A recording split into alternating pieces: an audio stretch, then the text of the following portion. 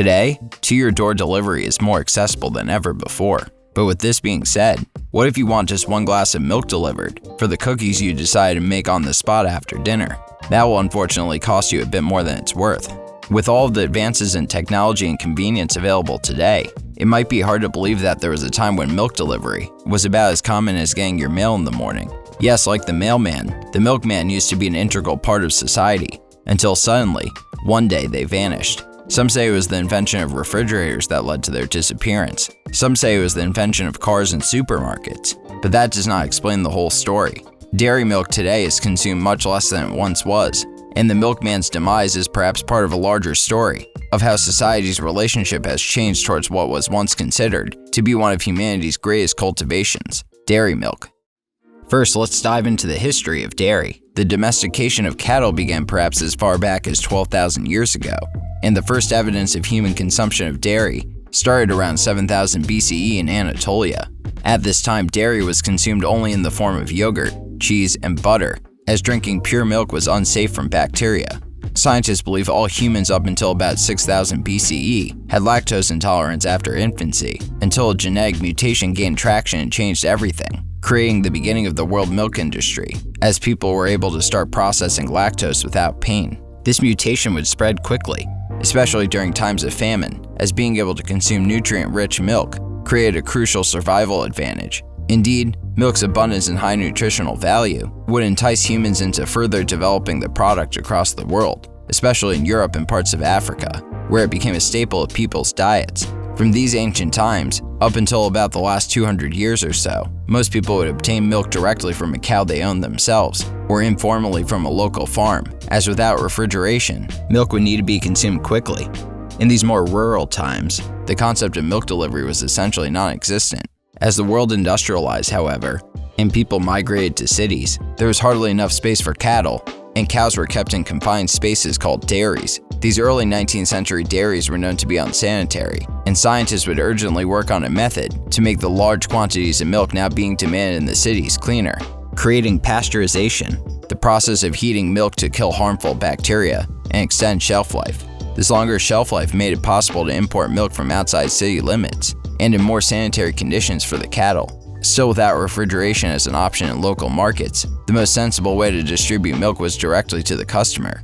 And by the latter part of the 19th century, milk delivery became the most common way to obtain dairy in urban areas. With growing confidence in the quality of milk in cities, residents started to consume more dairy, and the milkman was officially born. At this time, milk was delivered from farms using a horse-drawn cart and was distributed through metal churns, as customers would ladle out what they needed. By the turn of the century, these churns were replaced by sleek glass bottles, and the aesthetic of milk delivery we think of today had truly begun. Milk was usually delivered in the morning, and the clink of milk glasses shortly after sunrise would become synonymous with suburban and city life. Without refrigeration in many homes, ice boxes and other kinds of cooling methods were utilized to make the milk last as long as possible. Milk delivery back then, for a variety of reasons, such as cost of labor and volume of delivery, was much cheaper than it would be today and was not considered to be an excessive expense. The process of payment was easy as well. One just had to leave out an empty glass of milk cartons from the day before, with a note of how much was wanted, and boom, fresh milk was delivered to your door every morning. Some residents even had small wooden cabinets built on the side of their homes, where milk could be delivered and put inside. Indeed, fresh milk delivered just about every morning started to become very appealing, and many cultures around the world started to treat milkmen as a daily part of their communities. From 1909 to 1941, the average American consumed 34 gallons of fluid milk a year, already much higher than today.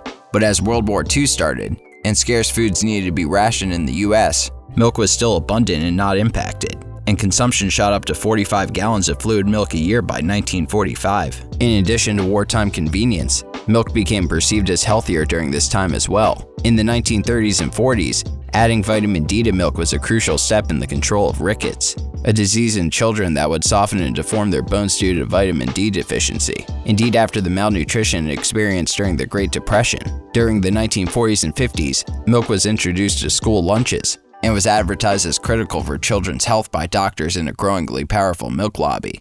Fresh, pure, and energizing. The most perfectly balanced food there is. Wholesome, nutritious, and tasty. 1 quart of milk contains the protein value of 1 serving of beefsteak or 4 eggs. In addition, carbohydrates for quick energy equal to 3 slices of bread or 2 servings of potatoes, plus the calcium value of 4 pounds of spinach or 4 pounds of string beans. All this in 1 quart of milk.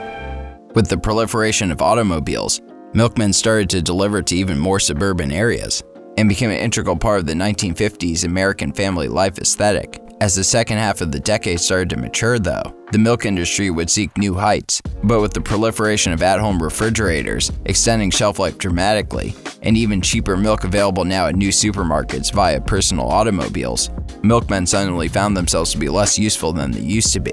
By 1963, only 29.7% of consumers had milk delivered in the US, down from a vast majority in the earlier part of the century.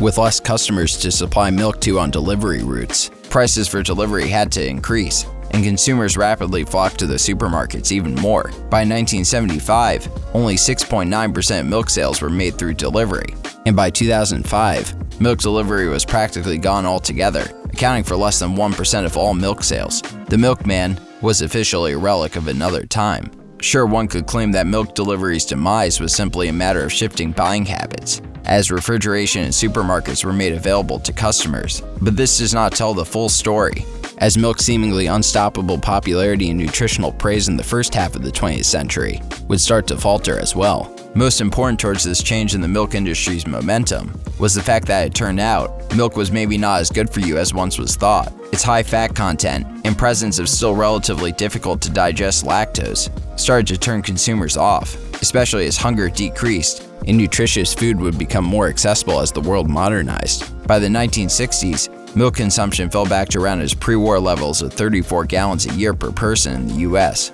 To combat this, lower fat milk was introduced, and by the mid-1980s, started to become more popular than whole milk. This would only remedy the situation to a degree, however, as by 2001, Americans were consuming only 23 gallons of milk, about a 50% decrease. In the 21st century, milk alternatives have started to flood the market, such as almond, oat, and coconut milk, cutting into dairy milk's market share. If matters seem like they couldn't be worse for dairy companies, cattle's methane gas production has started to become an environmental concern as well. And today, due to all of these changing factors, Americans now approximately drink just 15.5 gallons of dairy milk a year, about a third of what was consumed during World War II. Online, many people question whether or not dairy milk should be even consumed at all, and the drink's trajectory still seems to be on the down. As for the milkman, boutique milk delivery companies do still exist and have grown modestly in popularity in recent years, as consumers have gravitated towards local products and distribution lines. But with this in mind, milk delivery in the 21st century is meaningfully no more prolific than it was at the end of the last century, and the milkman remains a symbol of a previous time. Perhaps the excitement towards dairy milk in the middle of the 20th century was misguided in retrospect, and the drink's still very prevalent place in many cultures' diets today should be wound down even further. Though recently a backlash has also formed, arguing that dairy milk still supplies some vital resources, such as calcium and protein. I am not a health expert, and I won't pretend to know what place dairy milk should have in the future. But with this in mind, one cannot deny the importance that dairy milk has served to society in the past, from helping people to survive famines in ancient times, to supplying vital nourishment during World War II directly to your door. Dairy milk might be dated as a health product, but no one should forget the good dairy has done for humanity in the past, and the beauty of a time where the best products society could supply you was delivered to your door every morning. Thank you so much for watching. Consider subscribing and check out another video.